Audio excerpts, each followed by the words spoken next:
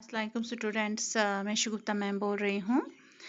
तो मैंने इससे पहले जो लेक्चर दिया था इस पे नज़म शिकस्ता इंतज़ार, जिसको लिखा है मिर्ज़ा मोहम्मद यासीन बेग ने। तो मैंने इसके बारे में आपको समझाया था। ये तीन मिसरे मैंने इससे पहले समझाए थे कि शिकस्त इंतज़ार जो है कि जब किसी इंसान की मतलब का इंतज़ार किसी चीज़ में होता है तो वो चीज़ नहीं मिल पाती है, तो उस वक़्त उसको मायूसी का सामना करना पड़ता है। तो सामने उसको मौसम ख़ज़ां का मंज़र दिखाई देता है। तो उसी तरह यहाँ पे एक आशिक जो है वो अपने मकान की खिड़की पर अपने महबूब का इंतज़ार कर रहा है, तो उसका इंतज़ार ख़त्म होने का नाम नहीं ले रहा है।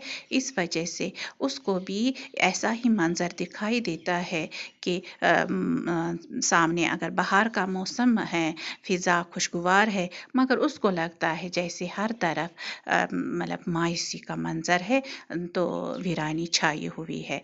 तो यहाँ पे शिकस्त इंतज़ार यानी इंतज़ार में उसको हार मिल जाती है, शिकस्त होती है एक आशिक को। तो वो किस तरह से अपने महबूब का इंतज़ार करता है, तो कैसा मंज़र उसको सामने दिखाई देता है। इससे पहले जो मैंने पढ़ाया अब थोड़ा सा और पढ़ाऊँगी। तो यहाँ पे पहला जो है, फलक पे जलते सितारों के दाग तक न मिले गली के मोड़ पे सामने की खिड़की में। तो फलक का मतलब है आसमान। तो यहाँ पे शायर कहता है मिर्ज़ा यासीन बेग कि उस आशिक को ऐसा लगता है जैसे आसमान पर सितारे जो है कहीं पर दिखाई नहीं दे रहे, क्योंकि धुंध की वजह से, कोहरे की वजह से, कोहरा नहीं है, धुंध नहीं है, मगर उसको लगता है जैसे ये आसमान जो है, फ़िज़ा जो है गर्द गुबार में लिपटी हुई है। तो यहाँ पे कहीं पर भी सितारों का नाम निशान तक नहीं है आसमान पर। गली के मोड़ पे इस सामने की खिड़की में, तो उस गली के मोड़ पे एक सामने एक मकान की खिड़की में वो गैस मुंतज़िर व बेकरार बैठा है। गैस का मतलब है आशिक, इसको मजनू भी कह सकते हैं। नज़र नज़र में शरारों का इज़्तिराब हुआ बेचैनी। तो ये आशिक जो है उस अपने मकान की खिड़की पर बैठा है, इंतज़ार कर रहा है अपने महबूब का। तो वो मुंतज़िर है, बेकरार है, बेचैन होके बैठा है कि कब उसका महबूब आए। उसके नज़रों में शरारों का इस तरह बेचैनी छाई हुई इसकी आँखों में। तो वो नज़र जो है तो इस तरह से बेचैनी का इज़हार कर रहे हैं, बेकरारी का इज़हार कर रहे हैं कि कब वो आए। इसी इंतज़ार में लगा हुआ है कि महबूब कब गुज़रे इस मकान के सामने। धड़कते दिल से सरे राह गुजर बैठा है, उसे खबर नहीं शायद कि महमले लैला।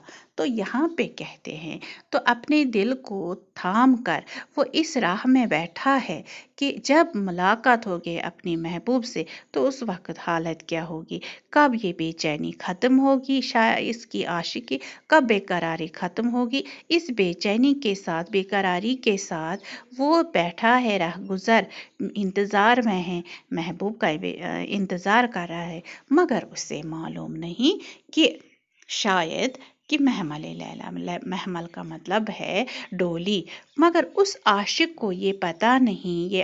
यहाँ पे शायर ये कहना चाहता है कि एक बार अगर कोई बिछड़ जाता है तो वो फिर मिलने के लिए वापस नहीं आता है। इसी तरह एक बार जो डोली गुजर जाती है वो फिर वापस वो डोली नहीं आती। तो इस आशिक को ये खबर नहीं कि लैला जो है, इसका महबूब जो है, तो वो एक बार अगर बिछड़ गया अपने आशिक के साथ, वो कभी वापस मिलने के लिए नहीं आते, वो डोली फिर वापस नहीं आती है। जो गुजर गया वो गुजर गया। तो इस तरह से एक आशिक को शिकस्त होती है अपने इंतज़ार की। अगर कोई इंतज़ार करता है, उस इंतज़ार में फल मिलना चाहिए, वो इंतज़ार ख़त्म होना चाहिए।